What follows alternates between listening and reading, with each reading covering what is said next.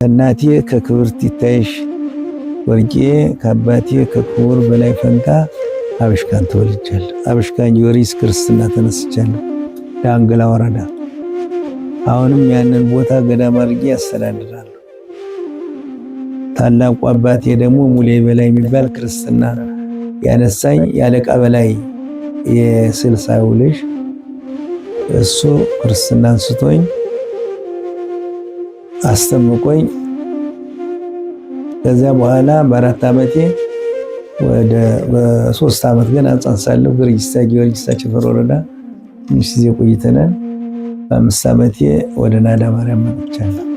በሕፃንነቴ ትምህርት የታረጉኝ በ64 ዓመተ ምህረት ደብረ ማርቆስ አባቴ ወስዶ ዲቁና መጋቢት 21 ቀን ዲቁና ሰጥቶኛል ከወንድሜ ጋር። እኔ ትምህርት የጀመርኩ በ6 ዓመቴ ነው እና መጀመሪያውኑ ትልቅ ወንድሜ ይማር ነበር እና ያ ትልቅ ወንድሜ ሲማር አስተዳደር ተብዬ ምሸት እጅ አድር ነበር እና አያቴ አባ ወርቄ ይባላሉ። ታላቅ ሰው ናቸው። ቀድሞም ትንቢት ይናገሩ ነበር ከዘራቸው መነኩሴ እንደሚወጣ እና ፈቅጄልሃለሁና ተማራሉ። ከትልቅ ወንድሜ ቀጥዬ ትምህርት ጀመሩ። በዚያ ዘከራ ላይ መርጌታ ታምር እንዳለው መርጌታ በቃ መጀመሪያ ከመርጌታ ታምር እንዳለው ዳዊት ተማሩ። መዝሙረ ዳዊትን ከተማሩ በኋላ ከትንሽ ወንድማቸው ከመርጌታ አበበ እንዳለው ደግሞ ከላለሱና ያው ችግር ማያደርገው የለም ጸመድጓም ገዛበት አጣው ሳጣ ወደ ቅኔ ቤት ፈቀዱልኝና ወደ በ65 ዓመተ ምህረት በ66 ዓመተ ምህረት ወደ 10 ደብር ቸፈር ወረዳ 10 ደብር ሄዱ። 10 ደብር ማለት 10 ቤተክርስቲያን በአንድ ቀጠና የሚመሩ ናቸው። ከዚያች ለግ ማርያም ላይ የካቲት 20 ቀን ገባኋት። ከዚያ ቅኔ ከመምህር መንክር ስንሻው ቅኔ እዚያ ተማርሁና ታላቅ ወንድሜን አገኘሁት። እዚያ ስንማር ከርመን በየካቲት ገባሁ። በአመቱ በየካቲት ላይ ቅኔ አንድ ጊዜ ቅኔ ሞላሁና የፋሲካ እዚህ መጣሁ። አሁን ተመልሼ ከመርጌታ ከነፈረግ የዋሸራ ሰው ናቸው። ይህን ታክሊሉ ልጅ ናቸው። እዚህ ዋስታ ሄዱ። ከዋስታ ከመርጌታ ብርሃን ቸፈር ወረዳ ላይ ድኩል ሚካኤል ሄጄ ገባሁ። እዛ ቅኔ ተቀኘሁ። አሁንም መርጌታ ከነፈረግ ሄጄ መጀመሪያ አስነጋሪ ሆን ቅኔ በገባ በአመቱ ተቀኘሁ። በተቀኘሁ በአመቱ ደግሞ አስነጋሪ ሆን። ከዛ ቀጥዬ ደግሞ ዘራፊ ሆን ምክትል። ከዚያ ዋርላ ሄዱ።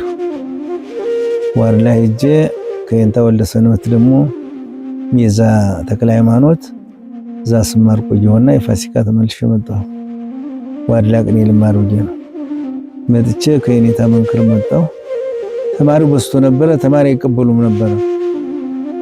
ኋላ እኔን ተቀበሉኝ።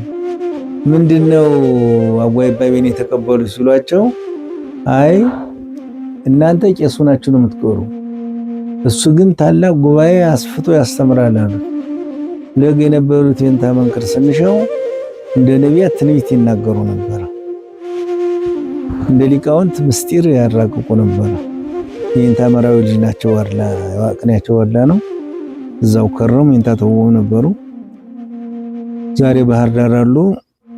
ከዚያ ቅኔ ስማር ከረሙ። ወዲያው እዚያ አስነጋሪም ሆነው ዘራፊም ሆነው ከዚያ ተመረቁ። መረቁና ሄዳ አስተምራሉ። የህፃን ነኝ አይቻልም። እኔ የሚታየኝ ምንድነው ብትሬ ወደ ማርቆስ ትሄዳለች በደመናው ላይ አድርጋ ምንድነው ሲል ጅንፎ ሊደረግባት ነው። አሁንም ይወስዱኛል፣ አምደ ብርሃን ላይ ያቆሙኛል እና እንደው በቃ ምኝታ አጣሁ። ለካ ብትሬ ጅንፎ ቢደረግም ማለት መጽሐፍ ትማራለህ እያለ ትንቢት እየነገረኝ ነው ማለት። ከዚያ በግድ ሲመርቁኝ ቻባ ቸፈር ወረዳ ላይ የንታ ዋቢ ጸጋ እዚያ ገባሁ። የቅኔ መምህር ናቸው፣ የሐዲሳት መምህር ናቸው፣ የፍትሐ ነገሥት መምህር ናቸው። በጣም ብዙ ተማሪ ነበራቸው። ከዚያ እኔ ከሄዱ በኋላ ወደ 20 ዘራፊ ሆነ። ተማሪው በዛ። አንድ ወረዳ አልፈን 2 ወረዳ ይለመን ነበር። ከዚያ ሳስተምር ቆየው። ወዲያውኑ በሄዱ በ2 ሳምንት በ3 ሳምንት አስነጋሪ ያደረጉኝ። እዛ ዘራፊ ሆነ። 1 ወር ቻባ የንተዋቢ 1 ወር የእንታ መንክር ጉባኤ እንዳይፈታ ለግየዱ አስተምር ነበር። 2ቱን ጉባኤ በዘራፊነት ይዤ አሁን ነሐሴ የደረሰና ፍልሰታን ጾምና አሁንም የእንተዋቢ መርቄ አወጣለሁ ሲል ደግሞ ሕፃን ነኝ እንዴት ይመጣለሁ? 6 ጊዜ ኋዋይንቼ ቤት የደረስ። ከዚያ ተነስቼ የእንታ ተስፋ ይቸናል ማርሰል የእንታ ተስፋ አርፎ ቆዩ። መምጫ አጣሁ። ጳጉሜን 5 ብቻዬን አደሩ። መስከረም 1 ቀን መምጫ ሳጣ እንትን ብለግ ሄዱ። ማን እንደነገራቸው አላውቅም። ፍትሐ ነገሥት ተማራለሁ። ወረኔ ይሆልኝ ማለት ትልቅ ሰው ነህ አሉ እና ፍትሐ ነገሥት ተማር ትልቅ ነህ አሉ። ፍትሐ ነገሥት የሚማር ወይ ዘራ መንግስት ያለው ወይም የተማረ ሰው ነው። ተርታሱ አይማረው። ማናቸው ፍትሐ ነገሥት እንዲማሩ ይሄን የተማረ ቆስ ናቸው እንዲህ አሉ። ፍትሐ ነገሥት ተማራሉ። ወረኔ ይሆልኝ ማለት እሳቸው መጀመሪያ ፍትሐ ነገሥት የተማሩ ለምን የዲማ ሰው ሄዶ ደብረ ወርቅ ፍትሐ ነገሥት እንዳይፈር ፍርድ መፈረድ የለበትም እና ተማራሉ። ይከብደኛል። ኋላ የእንታ ገብረወልድ የሚባሉ የቅኔ መምህር ነበሩ። ከዚያ መንገድ ጀመሩ። ለመማር ሳይሆን ለመጠጊያ ብዬ ነው። ከዚያ በሳምንት ያስነጋሪ ያደረጉ እዛ ዘራፊ ያደረጉ እና እሳቸውን በትርፍ አንዳንድ ጊዜ ለባቀመር አዋጅ ምናምን አስተናቸው ነበር። የእንታ ገብረወልድን ዛሬ አርፈዋል። አዲስ አበባ ባታ ላይ ነው ያረፉ። ሐዲሳት ተምረዋል። የዋርላ ቅኔ ይችላሉ። ከዚያ አሰቡና ሐዲሳት ጀመሩ። ኋላ በመጨረሻው ልማር ሆን ስላቸው አይቀድም ሐዲሳት ብላ አላሉኝ። ሐዲሳት ጀመሩ። እድሜ ካለኝ አስተምርሃለሁ አሉ። እሺ አሏቸው።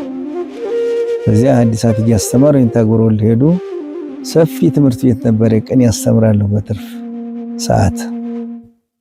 ሌላም ዘራፊዎች ይመጣሉ። ከዛ እኔ ጋር አብረን እያስተማርና የቅኔው መምህር የእንታ ሄይስ ይባላሉ። ግን የእሳቸው ተጠግተን እሳቸው ደሞዝ ይበላሉ፣ እኛ እናስተምራለን። እና ብዙ ጊዜ ብዙ ደቀ መዛሙርት አውጥተናል። ዲማ ላይ መምህር ዘሚካኤል አርፏል። አሁን እሱንም እዚያው ያስተማሩት መምህር ብዙ ወይም ገብረ ኢየሱስ አይለ ኢየሱስ የሚባለው የገዳሙ ኃላፊ እዛው ነው ያስተማሩ። እዚያ ያስተማሩት ሌላም ብዙ ልጆች እዚያ ያስተምራሉ። እዚያው ያለው ዛሬም የቅኔ መምህር ያቋ መምህር ሆነው እነ መርሃ ጽድቅ እዛ ያስተማሯቸው። ብዙ አይነ ስውርም እየተሰረቀብኝ መልሼ አይነ ስውሮችን ለመምህርነት አውጥቻለሁ። አሁንም መርሃ ጽድቅ ይገኛል እዚያው ቆቆም ያስተምር። ከዚያ እንዲያሉና ደግሞ አሁን አለቃ ሆናሉ። ደግሞ እዚያ ሐዲሳቱን ዘለው ብሉይ መርጦ ለማርያም መምህር ኃይለ ኢየሱስ እጅ ተማሩ። ከተማሩ በኋላ አሁን ፍትሐ ነገሥት ተማራሉ። ፍትሐ ነገሥት ተማሩ። ከመምህር ሞላ አብሻር ተምሬያለሁ። መምህር ሞላ ወይም መምህር ኢሳይያስ ይባላል። ከተማሩ በኋላ አሁን አለቃ ሆናሉ። አለቃ ሆኑ። መምህር ሞላ የት ነበሩ? ዲማ ያብሻሩ መምህር ሞላ ናቸው። ወይም አባ ኢሳይያስ ይባላሉ። እንደዚህ ስማቸው ሁለት። ከሳቸው ከተማረ በኋላ ብሉይ ከንተኔ ተምሬያለሁ። አቶ ገብረ አምላክ የሚባል የዛው ሀገር ተወላጅ ተወካይ ነው። አቶ ማለት ታላቅ ገናና አቤቱ ጌቴ የሚባል ማለት ነው። አቶ የመጽሐፍ መምህር ስም ነው እና እሳቸው ብሉያቱን ግማሹን እሱ ተምሬያለሁ። እሳቸው ተምረናል። ለዚያም መምህር ኃይለ ኢየሱስ ደግሞ መርጦ ለማርያም ነገስቱን ምኑን እዚያ ጹጻኑን እዚያ ተምረን ኋላ አሁንም አለቃ ሆናሉ። እኔ አለቃ አልሆንም ማለት ከዚህ አስተምሮ ሊያስተምር አለቃ ግን አልሆንም። ደግሞ መምህራችን ደግሞ ያው ችግር ስላለባቸው አዲስ አበባ ለጵጵስና ደግሞ አሰቡ። እኔ ጳጳስም አልሆንም ምክንያቱም ፍላጎት የለኝም። ማስተማር ነው ፍላጎት እንጂ ጳጳስና እኔ አልፈልግም። ጳጳስና የሚፈልጉ የኔታ ማርቆስ ናቸው። የኔታ ማርቆስ እና ጳጳስና የሚፈልግ ሰው ሊሆን ይችላል። እኔ ፍላጎት የለኝም። ተምሮ ማስተማር ነው። ከልጅነቴ ማየው ተማሪ ከቦኝ ተማሪ ሳስተምር አንድ ቀን ትምህርት ቤት ተለይጄ ካደርኩ አትክልቱ ደርቆ ይታየኛል። በልጅነት ማንስቶ ያ መምራን ሳለሁ የፋሲካ መጥቻ አላውቅም። ማስተማር ነው ስራ ቀርሞም ሳለሁ እስከ 9 ሰዓት ምሽት አስቀጽል ነበር እና ይሄንን አይተው ትጋቴን አይተው የኔታ ዋሃቢ የተወለድከ ሰው ነው ወይስ ከምን ይሉኝ ነበርና ስሜ የኔታ ዋሃቢ የሚሉኝ የነበረ ይባቤ መላእክት ነበር። ፍጥረተ ከመላእክት ነው ይላል። እንዴት አደክም ይላል እና ያስቀጽል መጥተው በዱላ መጥተው ነው ወደ ቤት የሚሰዱኝ። ከምንም ከሆነም ይነካካ ጸባይ የለኝም። ከዚያ ሲያስቸግሩኝ ተነስቼ ተማሪዎቹን እሁድ አስወጣቸው። ሰኞ ልብሴን አኑሬ ኩታዬን እስከ ደብረ ወርቅ በወዘን ተጓዙ። ለምን የቢቸና ወረዳ መጣው ሊቀመኖሩን መታወቂያ ሰጠ ብሰደው አንተን እናስራለን አሉን። መታወቂያ አጣሁና ከዕለታት አንድ ቀን አንድ ካህን ነበረ ሊቀመኖር ጸሐፊ ግስ መጥቶ ባይማ ተነስቶ ይሰማና ቃሉን ጻፉና እንካማ ሀብቴ የፈረምበት ነው የት ያልነው አለኝ። መቼም አረቂ አንዳንድ ጊዜ ጥሩ ነው። ስካር ስርቆት አንዳንድ ጊዜ እንደው ለሚጠቀምበት ይጠቀማል። ስከሩ ማለት አይደለም ሰክሯል እና ማይተም አረገልኝ። ደስ አለኝ። በመስከረም በጥቅምት ልወጣ ያችን ማይተም ያዝ። መምህሩ ደግሞ ነበሩ። እሳቸውን ፈልጌ ሰድ ሞቅ ብለው አገኘኋቸው እና ምንድነው የሚባለው ስለ ፍቅር በስማም ትቅር ይባላል። ሄዱ። ምን ሆነ ነው አንተ አሉ። መታወቂያ ጸበል ሄደ። አረቂ አጠጣም አሉ። እኔ አረቂ አልጠጣም ነበር። ለመታወቂያ ብዬ ትንሽ ቀምሻለሁ። የዛ ጊዜ ሞቅ ስላላቸው ዝም ብለው አተሙበት። ምን እንደሆነም አላነበቡት። ማንበብ የግድ ነው። ሳይነበብ አይተማድ። 2 መታወቂያ ያዙ። ከዛ ወዲያ መጻፊያን ዕቃ ቤት አገባውና ሰኞ ከዚያ ወጥቼ ሞጣ አደር። መንገድ አልነበረም። በሞጣ ተነስተን ባህር ዳር ገባና ረቡዕ ባህር ዳር ገባና ጥቅምት 19 እንተኔ ነበረ ሐሙስ ነበረ 20 ከዚያ ከገባነ በኋላ እኔ የመጣው መጽሐፉን ለሀገሬ አሁን ላለሁባት ያደጉባት ቤተክርስቲያን ለናዳ ማርያም አስረክቤ ወደ ጎንደር ወይም ደግሞ ጫካ ዋልድባ ልሄድ ብዬ ነበር እቅዴ። ነገር ግን በሱባኤም የሚነገረኝ ትምህርት እንደማስተምር ሀገሩ ላይ ቤተክርስቲያን እንደምሰራ ገዳም እንደማቋቁም በልጅነቴ ማንስቶ ይነገረኛል። የታወቀ ነው። እኔም አውቄው ነው የመጣሁ። ግን እኔ በግድ ጫካ ልገባ ነበር የመጣሁ። ጎንደርም ደግሞ ትምህርት እንደገና ልከልስ ብዬ ነበር። ኤልያስም ሄጄ ነበር። ብዙ ቦታ ሄጄ ነበር። ግን እንደ የኔታ ማርቆስ ያለ አስተማሪ የለም። አባ ማይቶትም ነግረውኛል። የትም ቦታ ብትሄድ እንደሳቸው ያለ መጽሐፍ ማስተማር አታገኝም። ማናቸው አባ ማይቶት? አባ ማይቶት እዚህ ዘከራቦ ነው የነበሩ እና አባ ማይቶት በእኛ በሀገራችን አባ በራ ነው የምንላቸው። በጣም የተማሩ ናቸው። በጣም የተማሩ ከነ መምህር ፍሳ ደብረ ሊባኖስ የተማሩ የና አቡነ ቴዎፍሎስ ጓደኛ ናቸው። አሁን በቅርብ ጊዜ ባህር ዳር አርፈው ጊዮርጊስ ተቀብረዋል እና ያለሳቸው ምንም አታገኝም ብለው ነግሮኛል። እኔም ዞር ጎንደርም ልሄድ ነበር። ያው ከዚያ በኋላ ሀገር የገባው ሐሙስ ገባው። ሐሙስ ገብቼ አንዲት ባይታዊት ነበረች እና ቤተክርስቲያን አገኘኋትና ሰላም ተሰጠኋት። ያው እንደ እናቴ እኔ እናት አላውቅም እንጂ ያሳደገች ናት። ቤተክርስቲያን ሳድር በዚያ እሷን ስላት አይኗን ታወራገኝ። ምን ነሽ ነው ታወረሻል ስላት አንድ ልጅ ነበር አብሮኝ ዓርብ ዕለት ሄደ። በቤቴ ሰው አምጪ ብላት እምቢ አለች። ሰኞ ወጥቼ ልሄድ ጧት አወረችኛል። እኔ ዲማ ስነሳ እሷን ስታውራት አንድ ሰዓት ነው። ኋላ እንዲህ ያለች በኋላ ናም አለች። ስለዚህ ሁኔታ በነገሮች ላይ እንጂ ወደ ናዳ ማርያም የደረሱት ወይም የገቡት መቼ ዓመተ ምህረት ነው ማለት ነው? በ79 ጥቅምት 20 ነው የገባው። ጥቅምት 20 1979 ዓመተ ምህረት ሐሙስ ቀን ነው የገባው። ከዛ በኋላ እና እንዲያ ብዬ የገባው ዓርብ 21 ነው።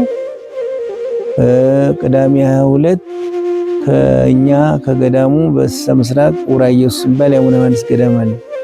ከዚያ ተሳልሜ እሁድ ዕለት መጽሐፉን አስረክቤ ሰኞ ጎዳና ልቀጥል ነበር እና ብዙ ሰዎች አብረው ነበሩ። ከሸዋም ከጎጃም ከጎንደርም ያሉ ብዙ ተማሪዎች ነበሩ። ከዚያ እሷ ምን አለች? ናም አለች። አንተ የሴት የወንድ ገዳም ይቋቋማል፣ እኔ አላየውም አለች። አንቺ ዝም በይ ስላት ሙት አለች። የሴት የወንድ ገዳም ይቋቋማል፣ እኔ ግን አላየውም አለች። ተይ ብላት ምን ማለት እዛ ቆየና ዛሬ ትምህርት ቤት ተተከለበት ዘንድ ሜዳ ናት። የአባቴ መሬት ነው። ከዚያ ላይ ሄጄ ቁሜ ወደ ኡራ ኢየሱስ የሚሄደው ሰው አንተ ይባባላሉ። የኔታ ይመጣሉ፣ ትምህርት ቤት ይተከላል፣ ገዳም ይተከላል ይባላል ይላል። በጫካው ሲሄዱ እኛን አላዩንም እና አባቴን ጠየቁት። እቺ መሬት ምንድነው ወዘን ያረጋት ስለው የበሬ ሳር ላረጋት አለ። አይ በልተው አንተ ደግሞ አንተ ባላወቀው እግዚአብሔር ባወቀው እቺ መሬት ነፃ ያደረጋት ለትምህርት ቤት ነው። የኔም ዝማ እሷ ጋር አደርና 21 ቅዳሴ አስቀድሰን እዚያ ገዳሙ ደርሰን እሁድ ዕለት ቤተክርስቲያን ቆይቼ ሰኞ ዕለት ከዚህ መጣ የማይባል ተማሪ መጣ እና ድብቃላ አባ መኮንን የሚባሉና አባ ገብረ ስላሴ ነበሩ። ለአንድ ዓመት ብለው ማለት ነው ለአንድ ዓመት ባካሉ። ከዛ በኋላ ማስከኞ ትምህርት ጀመርና ያለውን ቦታ አባቴ ሰጠኝ። ትምህርት የተከለና በጥቅምት የመጡትን ተማሪዎች ዲያቆናት የመጡትን የህፃናት ታሪክ ስለ የገላ ህፃናት ስለሚተረክ ያንን ወደ ቤተክርስቲያን ያለውን አንዱን መስመር ወይም ውለክ ቤተልሔም አሉት። መጽሐፍ መጀመሪያ የጀመረው መዝገቡ ይባላል። መጀመሪያ የጀመረ እሱ ነው። እሱን ደግሞ የእሱን ቤት ደግሞ ጽርሐ ጽዮን አሉት። መንፈስ ቅዱስ የወረደበት ኤፍራት አሉት። ፈሪያታ ማለት ጸዋሪተ ፍሬ ማለት ነው። ግስ ማወርድበትን ቦታ ደግሞ አንዱን ሙለክ ጽርሐ ጽዮን አሉት። ተማሪ ሽንት ቤት የሚጸዳበትን ደግሞ ናዝሬት አሉት። ናዝሬት በዕብራይስጥ ቋንቋ ጎስቋላ ማለት ነው። እዚያ በየካቲት ደግሞ ተማሪ የዐቢይ ጾም ዲያቆናቱ ተማሪው የመጡበትን ደግሞ እንትን አሉት ገሊላ ብለን ሰየመው እና እንዲህ ያለ ነበር። ስም የራሱ የትምህርት ቤቱ ስም አለ። አሁን ስንገናኝ የት ነበር ገሊላ፣ የት ነበር ጽርሐ ጽዮን፣ የት ነበር ናዝሬት፣ ቤተልሔም ብሎ ያመጣታል። ሊያርገን እዛ እያስተማረን ነው። አንድ ዓመት ያልነው ፈቃዱ የእግዚአብሔር ሆነና እንግዲህ እየተባዛ ሄደ። የአዳር ትምህርት ቤት አቋቁማለሁ ብዬ እዛ አኳቢያ ላይ ታች ጫካ ላይ ውሃ ወጥተን እንሰራለን ስንል አንዲት ሙሃይላ ቀች መጣች። ኋላ ሙሃይ ማርታ አንዳንድ ሲሉ ሴቶች ወረር አደረጉትና ቅዱስ ላሊበላን አስፈቅደን ከአቡነ በርናባስ ለሴቶች የሴት ገዳም አቋቋምንበት እና ብዙ ፈተና ደረሰ። ያው እግዚአብሔር ፈተናውን አስታገሰው። እንዲሆነን ከ79 አንስተን ነው ዲማ ከ74 እስከ 79 ብዙ ደቀ መዛሙርት አውጥቻለሁ። አዚያ መጽሐፍ እያስተማሩ በስተጎን መጽሐፍ የሚመሩትም ደግሞ ሲከልሱ ከኛ ከ74 መስከረም 1 ነው እስከ 79 ጥቅምት 15 ድረስ አስተምረንበታል ዲማን። ዛሬም ያ ጉባኤ ቤቱ እኔ ሳስተምርበት የነበረው ትምህርት ቤት ተሰርቶበታል። ሳስተምርበት የነበረም ወንበሩ አለ እስካሁን ዲማን እና እንዲያውነን ዲማን የለቀቁት ያለቃ ምናምን እያሉ ነው እንጂ እኔስ እንኳን ያን ጊዜ አሁንም በደስ ይለኝ ነበር። ግን አለቅነት የሚባል ነገር ከትምህርት ጋር ማይመች ስለሆነ እዚያ መጣነ። ከዚህ በ86 ድሮ የአባ ናዳ የሚባሉ ታላቅ ባሕታዊ ነበሩ። ዋሻ አላቸው። ብዙ ነገር ነበረ፣ ገዳም ነበረና በክፉ ቀን በአፄ ዮሐንስ ገዳማቱ አልቀው ቦታው ተፈቶ ቤተክርስቲያኑን ገበሬ ወርሶት በጥቁር ራስ ሲቀደስ ቆየ። በ86 ዓመተ ምህረት በአቡነ በርናባስ ፈቃድ ኤጲስቆጶሳትን አምጥተን ጥር 20 ቀን እንደገና ያው ታድሶ ማለት ነው ገዳም አድርገናል እና አሁን በእመቤታችን በስተሰሜን ያለው የሴት ገዳም ክብረ ደናግል ናዳ ቅዱስ ላሊበላን ሰክለንበታል። አሁንም ደግሞ በግሸን አምሳል ህንጻውን እንደናገና አድሰነው እንኖራለን። በዚህ ዓመት ውስጥ ግን ብዙ ሐዲሳት የተማሩ ልጆች አሉን።